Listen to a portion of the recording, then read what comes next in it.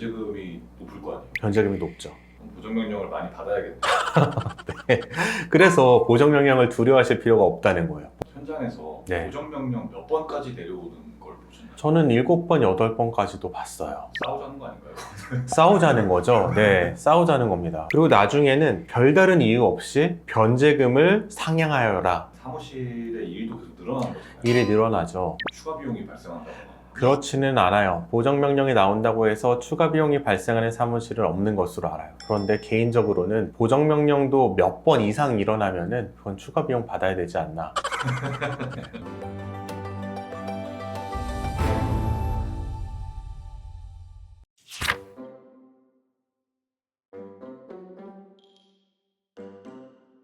개인회생을 신청할 때 네. 제일 아마 좀 걱정하시는 부분이 보정 공고 내려오는 거에 대해서 네. 생각을 많이 하실 텐데 이 보정명령을 안 받고 한 큐에 이렇게 네. 통과할 수 있는 방법이 따로 있을까요? 우선 말씀드리고 싶은 거는 보정 공고를 두려워할 필요가 전혀 없어요. 내가 성실하게 그리고 정직하게 개인회생 절차를 진행하고 있다면 두려워할 필요가 하나도 없는 게, 저는 이런 예시를 드는데, 우리가 운전하다 보면은 음주 단속에 걸리는 경우가 있어요. 그런데 음주 단속을 걸린다고 문제가 생기지는 않죠. 그냥 단속에 응해서 검사를 하면은 내가 잘못하지 않은 이상 이렇게 패스가 됩니다. 보정명령도 마찬가지로 내가 보정에서 어떤 검사를 당한다고 하더라도 내가 정직하고 성실하게 개인회생을 진행하고 있다면은 문제가 생기지는 않아요. 그럼에도 불구하고 이 보정공고를 피하고 싶다면 보정공고가 나올 사항에 대해서 정말 꼼꼼하고 완벽한 서류를 제출하면 됩니다. 어떤 부분이 있냐면 소득 부분이 있어요. 소득 부분에 있어서 직장인이라면은 소득 부분에서 내가 보정을 받을 일은 없다고 생각하시면 되세요. 왜냐하면은 직장인 같은 경우에는 급여 명세서가 분명히 존재를 하고, 또한 원천징수 영수증이 존재를 하기 때문에 내 소득이 객관적으로 명백하게 소명이 되고, 채무자는 거기서 줄일 생각도 안 할 것이고, 법원도 거기서 더 늘려서 받을 생각도 굳이 안 해요. 하지만 사업자 같은 경우에는 소득에 대한 보정이 나올 이유가 꽤 많이 있습니다. 사업자는 매출 전액이 소득으로 잡히는 게 아니고 매출에서 비용을 뺀 금액만 소득으로 잡는데, 어디까지 비용으로 볼 것이냐에 대해서 법원과 견해가 다를 수가 있어요. 어떤 분들은 내가 종합소득세 신고를 할 때 비용 계산을 했으니까 그대로 하면 되지 않느냐라고 하시는데, 종합소득세를 낼 때는 비용을 최대한으로 산정을 하는 게 일반적이기 때문에 그대로 받아들여지지는 않고요. 그럼에도 불구하고 내가 보정 없이 진행하고 싶다 그러면 내가 충분히 소명할 수 있는 만큼의 비용만 인정을 받겠다라는 마음으로 처음부터 철저하게 소명 자료를 준비하고 무리한 주장을 안 하면은 소득에 대한 보정이 안 나올 수 있습니다. 그럼 변제금이 높을 거 아니에요? 변제금이 높죠. 그럼 보정명령을 많이 받아야겠네.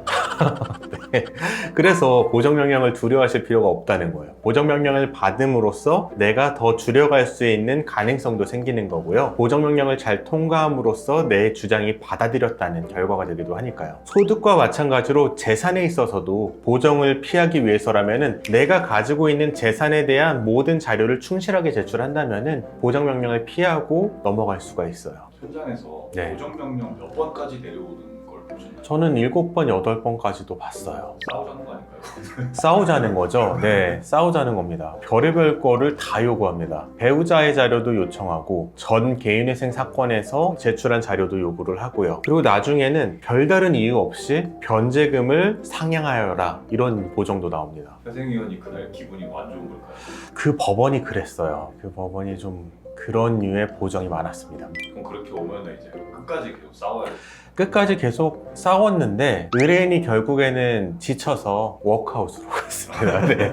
시간이 너무 지나다 보니까 삼각채권이 다 돼서 그냥 워크아웃 제도 본인은 이용하겠다 해서 워크아웃 제도로 갔고, 법원이 그렇게 나서면은 채무자 입장에서는 할 수 있는 게 없어요. 일반 재판이라면은 어떻게 해볼 텐데 개인회생에 있어서는 불복할 수 있는 절차가 그리 쉽지 않습니다. 그래서 많은 문제가 됐었는데 이제 회생법원으로 바뀌었으니까 좀 다르게 진행되지 않을까 기대를 해봐요. 그럼 보정명령이 이렇게 계속 나오면은 네. 사무실의 일도 계속 늘어나는 거잖아요. 일이 늘어나죠. 추가 비용이 발생한다고. 그렇지는 않아요. 보정명령이 나온다고 해서 추가 비용이 발생하는 사무실은 없는 것으로 알아요. 그런데 개인적으로는 보정명령도 몇 번 이상 일어나면은 그건 추가 비용 받아야 되지 않나. 근데 이러면은 좀 윤리적 문제가 생길 수가 있어요. 일부러 보정명령이 나오게 할 수가 있거든요. 그렇기 때문에 이해관계가 상충해서 그런 일은 벌어지지 않겠지만, 사실은 한 3번째 보정 정도 가면은 의뢰인에 대한 설득이 많이 들어갑니다. 의뢰인한테 이 정도는 우리 입장에서도 양보를 하고 이 정도는 얻어내서 빨리 개시 결정 받는 게 더 낫다. 시간 지체하면서 개시 결정 늦게 받는 것보다는, 이렇게 설득을 하기 때문에 대부분의 사건은 3번 이내의 보정으로 마친다고 할 수 있어요.